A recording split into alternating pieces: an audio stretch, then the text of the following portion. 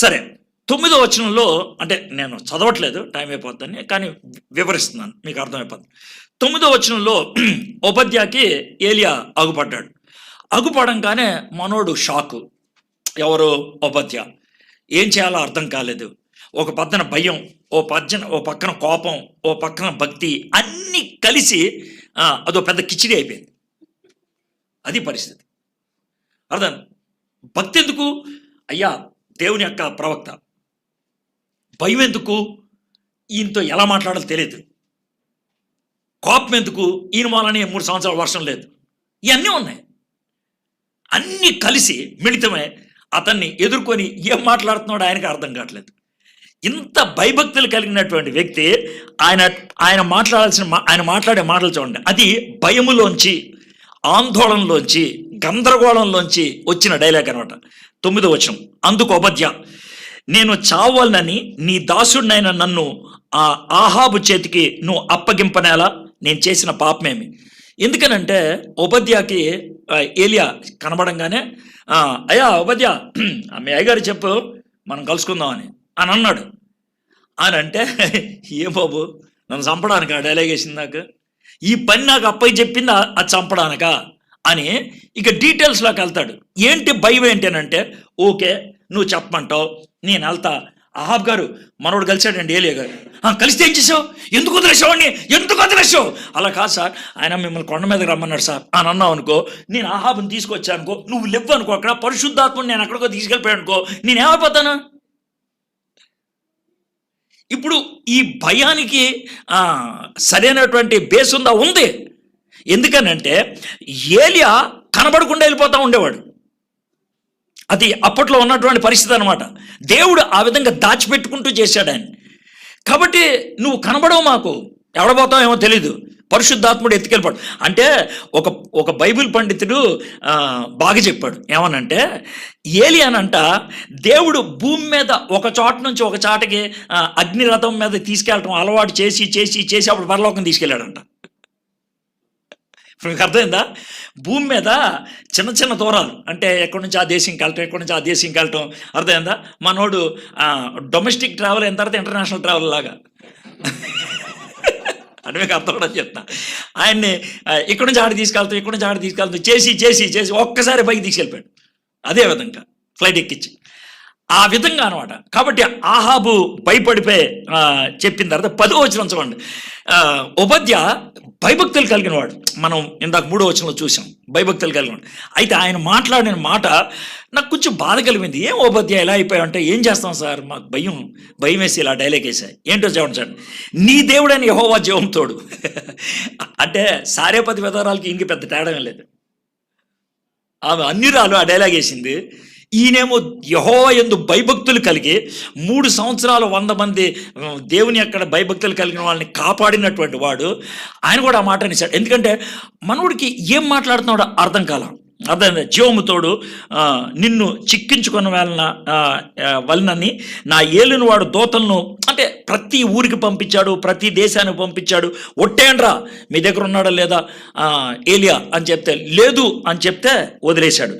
అలాంటి పరిస్థితుల్లో ఇప్పుడు నువ్వు నన్ను ఈ విధంగా చేయమంటే నా పరిస్థితి ఏంటి అని అంటే, లేదు 6వ వచనం 9. అందుకు ఓబద్యా రైట్ సారీ 11వ వచనం. నీవు నీ ఏలిన వాని చెంతకు పోయి ఏలియా ఉన్నాడని చెప్పమని నాకు ఆజ్ఞ ఇచ్చుచున్నావే. ఇదంతా చెప్పిన తర్వాత యెహోవా జీవముతోడు, I think it is in 15th verse. Okay 15. ఏలియా ఎవని సన్నిధిని నేను నిలవబడి ఉన్నాను. నాకు ఇది మీకు ఆల్రెడీ 17వ అధ్యాయం 1వ వచనం దగ్గర చెప్పాను కదా, ఎక్కడికి వెళ్ళినా కూడా దేవుణ్ణి తనతో పాటు తీసుకెళ్తాడు. చూడండి, ఇదొక బ్యూటిఫుల్ ఎగ్జాంపుల్. నేను ఎవని సన్నిధిని నిలవబడి ఉన్నాను, ఇశ్రాయేల్ దేవుడైన ఆ యెహోవా జీవముతోడు నిజముగా ఈ దినమున నేను ఆహాబును దర్శించుదునని చెప్పుచున్నాను.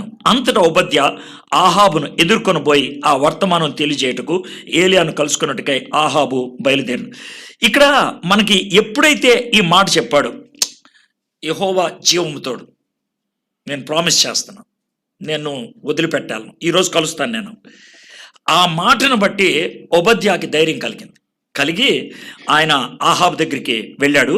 వెళ్ళిన తర్వాత సింహాస్ పైన కోట కర్మేలు పర్వతం మీద కలుసుకోవడానికి ఆయన ఇష్టపడ్డాడు. 20వ వచనం కర్మేలు పర్వతం మీదకి వచ్చేసారు.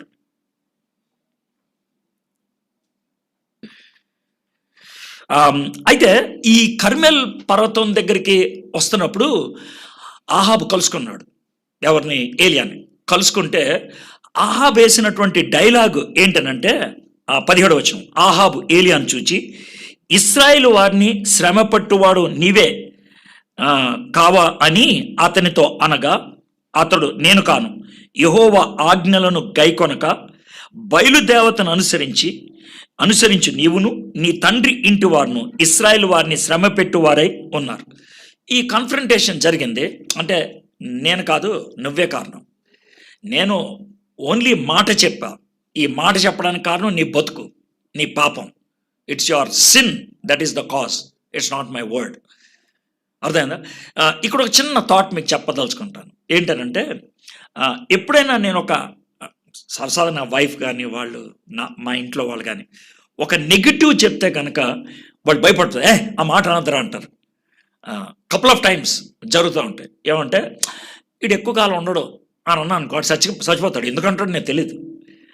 అంటే ఒకవేళ భారత సంస్కృతిలో మాట్లాడాలంటే దాన్ని ఎలా మాడచ్చు అంటే, ఈడు నోరు చెడ్డదిరా, ఈడంటే కనుక పోతారని. ఇది భారత సంస్కృతిలో చెప్పేది. కానీ బైబిల్ పరంగా అది కాదు. దేవుడు కొంతమందిని ఆ విధంగా చెప్పేవాళ్ళుగా చేస్తాడు. అది మీకు చిన్న ఎగ్జాంపుల్ చెప్తాను. ఎలా అంటే, చీరాల్లో ఒక చర్చిలో నేను మాట్లాడటానికి వెళ్ళాను. అది వాచ్ నైట్ సర్వీస్ ఉంటుంది కదా, మాట్లాడటానికి వెళ్ళాను. 12 గంటలకు వాళ్ళు గంటలు కొట్టాలి, తర్వాత బాంబులు వేస్తారు కదా. తాగేసి ఉన్నారు. 7 నిమిషాల ముందు బాంబులు వేశారు. నేను మెసేజ్ చెప్తున్నాను, బాంబు వేశారు. అయితే ఈ తారాజువలు ఉంటే ఆ కిటికీలోకి వేస్తే లోనకు వచ్చి పడింది, చర్చిలోకి వచ్చి. ఎవరికేం అవ్వలేదు అనుకోండి. చాలా డిస్టర్బ్ అయిపోయారు. నేను ఒక మంచి పాయింట్కి తీసుకొద్దాం అనుకున్నాను. యాక్చువల్గా చివరికి వస్తున్నాను కన్ఫెషన్ పాయింట్కి. ఎప్పుడైతే అది వచ్చిందో అందరూ డిస్టర్బ్ అయిపోయారు. కష్టపడి 45 నిమిషాలు చేసిన ప్రసంగం నీరు గారిపోయింది. నాకు చాలా బాధ వచ్చింది. బయటకు వచ్చాను. ఎవరు వేశారన్నా, కనబడ్డాడు. ఎక్కువ కాలం బతకరాను అన్నాడు. 36 గంటలు చచ్చిపోయాడు. కుర్రోడు చచ్చిపోయాడు.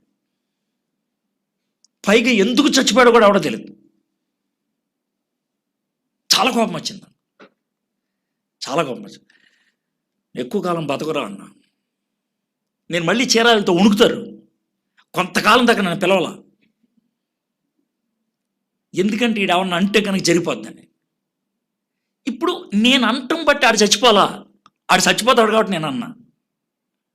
విషయం గుర్తుపెట్టుకోండి. నేను అంటం బట్టి చచ్చిపోవాలా? చావు నా చేతుల్లో లేదు, జీవం నా చేతుల్లో లేదు.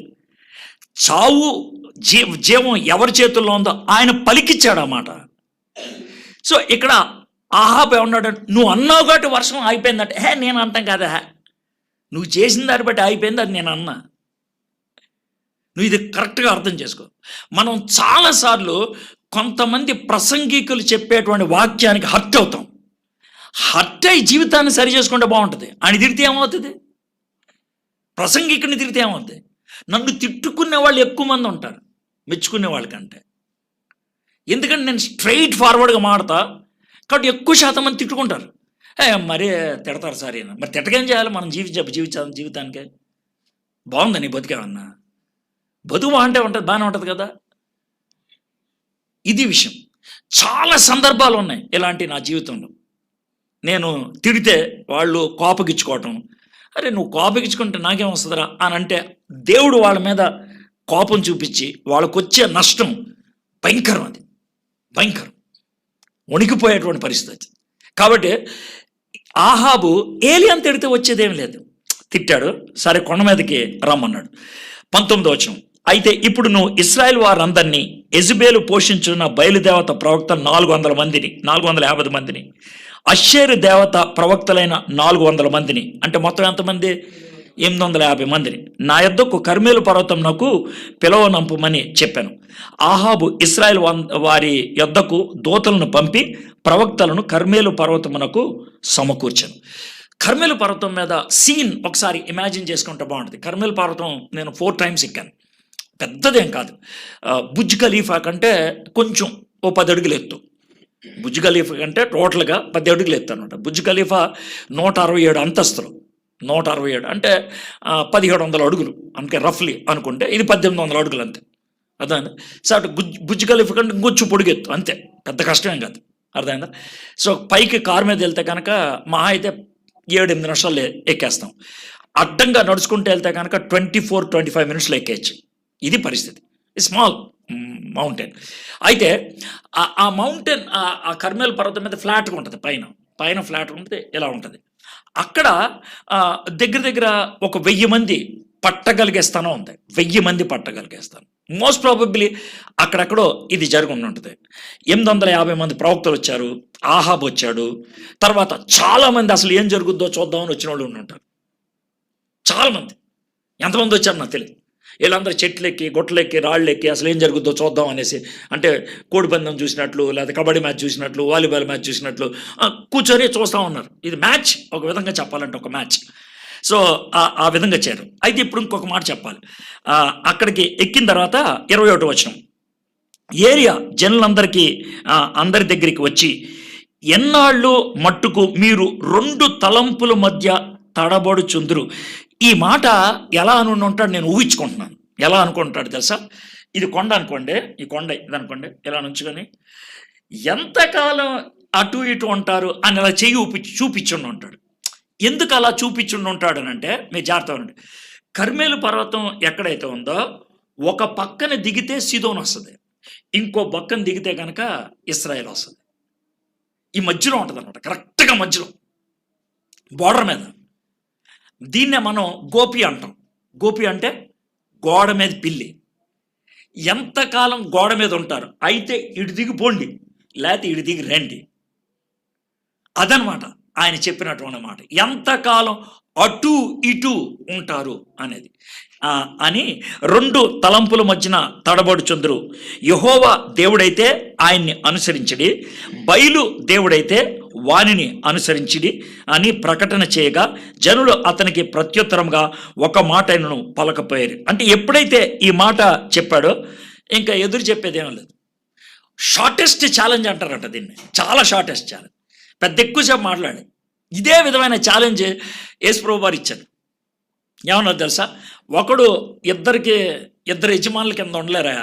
ఎవరిని యజమానుడు డిసైడ్ చేసుకో. కబుర్లు ఆడొద్దు నాతో, నాకు అది ఇష్టం ఇది ఇష్టం అని అనొద్దు. కబుర్లు ఆడొద్దు. నువ్వు చెప్పు ఎవడు నీ బాస్. ఇద్దరి కింద నువ్వు ఎప్పుడు పనిచేయలేవు. సిరికి దేవునికి ఒకేసారి అవ్వలేరు. అది యేసుప్రభు వారు అన్నది. అయితే ఇంకొక విషయం చెప్పాలి.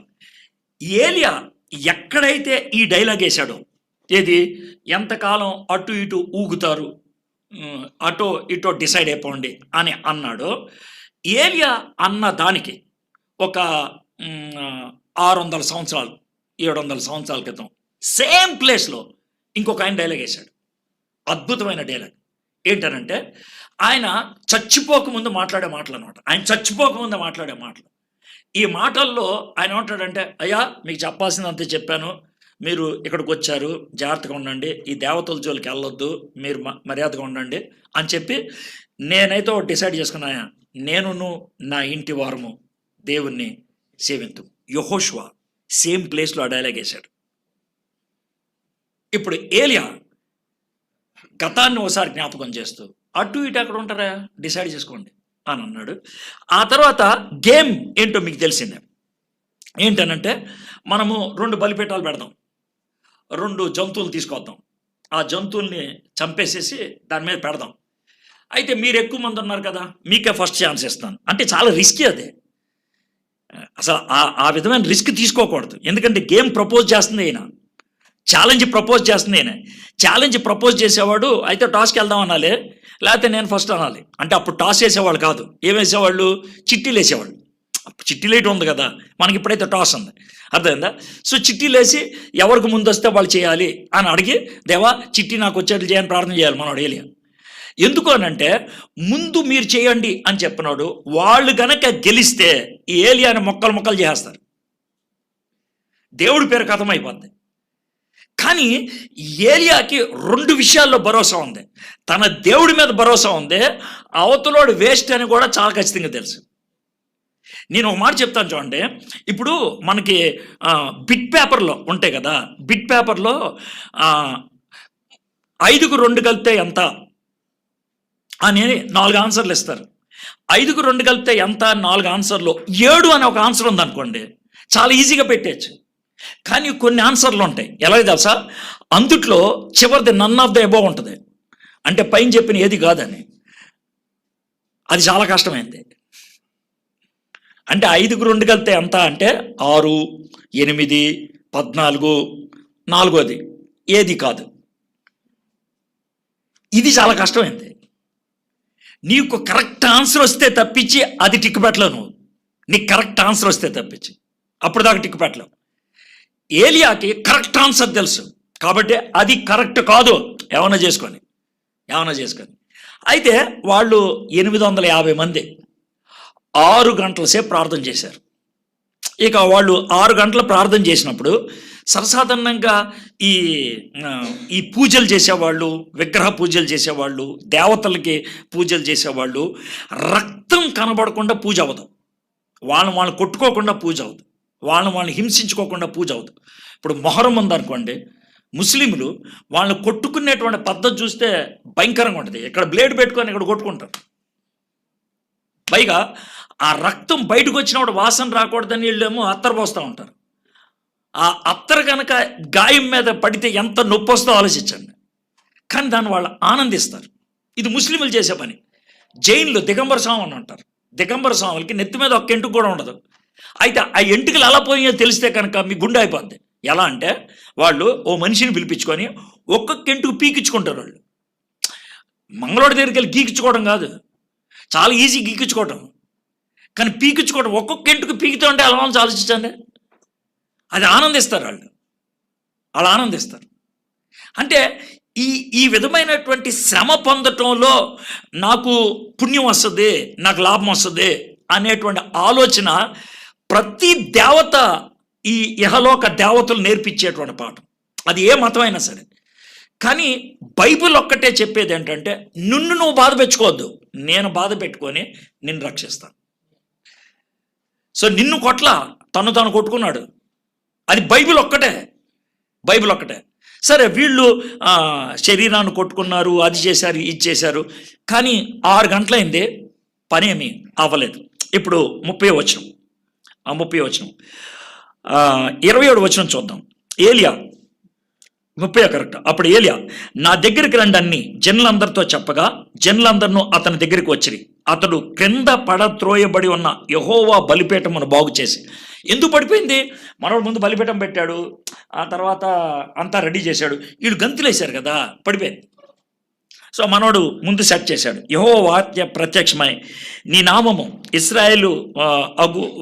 ఇశ్రాయేలుగు నని వాగ్దానము నొందిన యాకోబు సంతతి గోత్రముల లెక్క చొప్పున 12 రాళ్లను తీసుకొని ఆ రాళ్ల చేత యెహోవా నామంకు బలిపీఠం కట్టించి దాని చుట్టూ 2 మానికల గింజలు పట్టినంత లోతుగా కందకం ఒకటి త్రోపించి కట్టెలను క్రమంగా పేర్చి ఎద్దును తునకలుగా కోసి ఆ కట్టెల మీద ఉంచి. బాగుంది. జనులు చూచుచుండగా మీరు 4 తొట్ల నిండా నీళ్లు నింపి దహన బలి పశు మాంసం మీదన కట్టెల మీదన పోయడని చెప్పాను. ఎందుకు పోయిచుంటాడు నీళ్లు? మీరు కొంచెం కల్చర్ కనుక తెలుసుకుంటే బాగుంటుంది. ఏంటనంటే, ఇప్పుడు ప్రతి దేవతకు ఒక రూపం ఉంటుంది కదా, ప్రతి దేవుడికి ఒక రూపం ఉంటుంది కదా. బయలు దేవతకు ఉన్నటువంటి సైన్ ఏంటో మీకు తెలిస్తే కనుక బాగుంటుంది. ఎలా అంటే, ఇండియాలో ఇక్కడ కూడా ఉంటుంది అనుకోండి, నాకు ఇక్కడ కరెక్ట్ తెలియదు, కానీ ఇండియాలో ఆంధ్రప్రదేశ్ స్టేట్ ఎలక్ట్రిసిటీ బోర్డు కానీ తెలంగాణ స్టేట్ ఎలక్ట్రిసిటీ బోర్డు కానీ మీరు చూస్తే వాళ్ళకుండేటువంటి సింబల్ ఏంటి తెలుసా? ఇలా ఒకడు ఉంటాడు, చేతిలోంచి ఏం వెళ్తుంది? ఓ మెరుపు వెళ్తూ ఉంటుంది. అర్థమైంది కదా? బయలుదేవత యొక్క సింబల్ అది. అంటే మన ఎలక్ట్రిసిటీ బోర్డు వాళ్ళు అది కాపీ కొట్టారంటలేదు. బయలుదేవత సింబల్ అలా ఉంటుంది. అంటే ఆయన మెరుపుని చేతిలో పట్టుకునేవాడు. అంటే అగ్నిని, విశ్వాన్ని, ప్రపంచంలో శక్తుల్ని తన చేతుల్లో పెట్టుకునేవాడు. అయితే ఆ బయలుదేవతకి వీళ్ళు ప్రార్థన చేసింది ఏంటంటే అగ్ని కురిపించమని. ఏలియా అగ్ని కురిపించమని ఎందుకు అడిగాడంటే బయలుదేవతను డైరెక్ట్గా ఛాలెంజ్ చేస్తున్నాడు. ఇప్పుడు మోషే ఐగుప్తు దేశంలో ఉన్నటువంటి దేవుళ్ళందరినీ ఛాలెంజ్ చేస్తూ 10 తెగుళ్ళు ఎలా తీసుకొచ్చాడో, ఇక్కడ వాళ్ళకున్న మెయిన్ దేవత ఎవరు? బయలుదేవత. ఆ బయలుదేవతను ఛాలెంజ్ చేయడానికి అగ్ని కురిపించాను అన్నాడు. వాళ్ళు 6 గంటలు ప్రార్థన చేశారు. అగ్ని ఏమైంది? ఏమైంది? ఓ రైట్ రైట్. చాలామంది మాట్లాడుతుంటే ఏమన్నా సమస్య వచ్చింది. రైట్. సో ఈ బయలుదేవత అగ్ని కురిపించాలి అనుకున్నాడు. అయితే ఇలాంటి జాగ్రత్తమేనండి కొన్ని విషయాలు. వీళ్ళు ఏం చేస్తారంటే ప్రజలు మాయ చేస్తారంట. ఎలాగ ప్రజలను మాయ చేస్తారంటే చూడండి, అది పిలుస్తున్నారు. ఓకే, ఎలాగా ప్రజల్ని మాయ చేస్తారంటే జాగ్రత్త అండి. వీళ్ళు ఈ కందకం లాగా తవ్వేసి పైన జంతువు పెట్టి కింద అంట అద్దం పెడతారంట. కింద చిన్న మొక్క, అద్దం మొక్క పెడతారంట. పెట్టి దాని మీద దూది పెడతారంట. దూది పెట్టి వీళ్ళు ఏం చేస్తారంటే దాని చుట్టూ పూజ చేస్తున్నట్లు చేసి పైనుంచి అద్దాన్ని రిఫ్లెక్ట్ చేసి అది అంటుకునేటట్లు చేసి ప్రజల్ని మోసం చేసి ఏమని చెప్తారు తెలుసా? అగ్నిని బయలుదేవతకి ఇచ్చాడని చెప్తారంట. అర్థమైందా? అయితే ఇప్పుడు ఏలియా చేసిన పని ఏంటనంటే ఆయన మొత్తం 3 సార్లు ఆయన ఒక్కొక్కసారి ఇన్ని బాణల నీళ్లు పోయించడంతో బాణకి 4 బకెట్లు వేసుకున్న 48 బకెట్లు నీళ్లు పోయించాడు. ఎందుకు పోయించాడు అన్ని నీళ్ళు అని అంటే, మీకులాగా మాయ చేసేవాడిని కాదు నేను, మీకులాగా మాయ చేసేవాడిని కాదు నేను. ఆ డౌట్ పోవడానికని చాలా స్పష్టంగా చెప్తున్నాను, నేను మోసం చేయను అని ఆయన అంత చేశాడు. అది అయిన తర్వాత 2వ మారు ఆ ప్రకారం చేయడని అతడు చెప్పగా వారు 2వ మారును అలాగూ చేసిరి. 3వ మారును చేయడనగా వారు 3వ మారును చేసిరి. అప్పుడు ఆ నీళ్లు బలిపీఠం చుట్టూను పొర్లి పారెను. అంటే నీళ్లు పొర్లి పారేటట్లు 4 తొట్లనంట. 4 మూళ్ళు 12 తొట్లు. తొట్టికి పట్టేది 4 బకెట్లు. 48 బకెట్లు నీళ్ళు పోయించాడు. 48 బకెట్లు నీళ్ళు ఒక చిన్న ఎద్దు మీద. కాబట్టి మొత్తం అంతా కూడా తడిసిపోయింది. తొవ్విచ్చాడుగా కింద, అదంతా నీళ్లు నిండి చుక్కలు టప టప టప కారుతూ ఉంటాయి. అప్పుడు మనోడు సీన్లోకి రావడానికి ఇష్టపడ్డాడు. ఇదంతా ఎందుకు చేస్తున్నాడంటే మీ దేవుడు రైటా మా దేవుడు రైటా ఆలోచన. మీ దేవుడు అగ్నిదేవుడు కదా, మరి అగ్నిదేవుడు అయితే అగ్ని కురిపించమను, కురిపించలేపాడు. ఇప్పుడు మన అస్తమయమ నైవేద్యము అర్పించు సమయమున ప్రవక్త యొగు ఏలియా దగ్గరకు వచ్చి ఈలాగు ప్రార్థన చేసింది. నాకు ఇది మూమెంట్ అండి. 36 నెలలు దేవుడు సిద్ధపరిచింది ఈ మూమెంట్ కోసం. ఇది పందెం. పుంజుని వదిలిపెట్టడం ఇదే. ఇప్పుడు ఫైట్ స్టార్ట్ అవుద్ది, కాక్ ఫైట్. ఈ ఫైట్ ఎంతసేపు ఉండదో చూడండి. ఆయన ఎంతసేపు ప్రార్థన చేశాడు చూడండి. వీలైతే మీరు లెక్క పెట్టండి ప్రార్థనలో ఎన్ని పదాలు ఉన్నాయో తెలుగులో.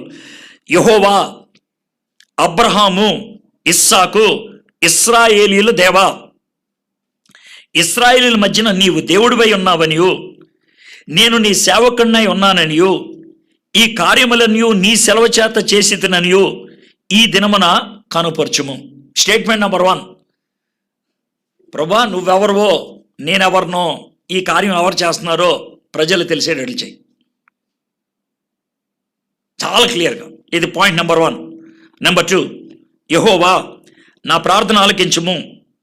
యెహోవావైన నీవే దేవుడివై ఉన్నావనియు నీవు వారి హృదయములను నీ తట్టుకు తిరుగజేయదువనియు ఈ జనులకు తెలియనట్లుగా నా ప్రార్థన అంగీకరించము.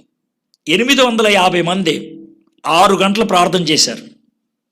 దగ్గర 5,000 గంటల ప్రార్థన, 5,000 గంటల ప్రార్థనలు చేశారు. మనోడు 36 సెకండ్ల ప్రార్థన ఈయన చేశాడు. 1/2 నిమిషం.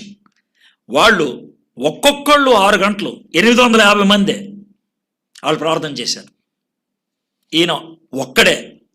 దీంతో ఏలియా మనకి నేర్పిస్తున్న పాఠం మీరు అర్థం చేసుకోండి. ప్లీజ్ మీరు అర్థం చేసుకోండి, జాగ్రత్త అన్నాడు. నేనొక్కదాన్నే ఏం చేస్తాను, నేనొక్కడనే ఏం చేస్తాను ఎప్పుడు అనుకోవద్దు. వాళ్ళు ఎంతమంది ఉన్నారు అని. 450 లేకపోతే 850 ఇంటూ 0 ఎంత? 0. 1 ఇంటూ 1 ఎంత? ఏది ఎక్కువ? నీతో జీవం కలిగిన ఒక్క దేవుడు ఉన్నాడు, నువ్వు ఒక్కడవే, ఇది ఒకటే. వాళ్ళు 1000 మంది ఉన్నారు, 0 శక్తి ఉన్న దేవుడు ఉన్నాడు, 0 వాళ్ళదే.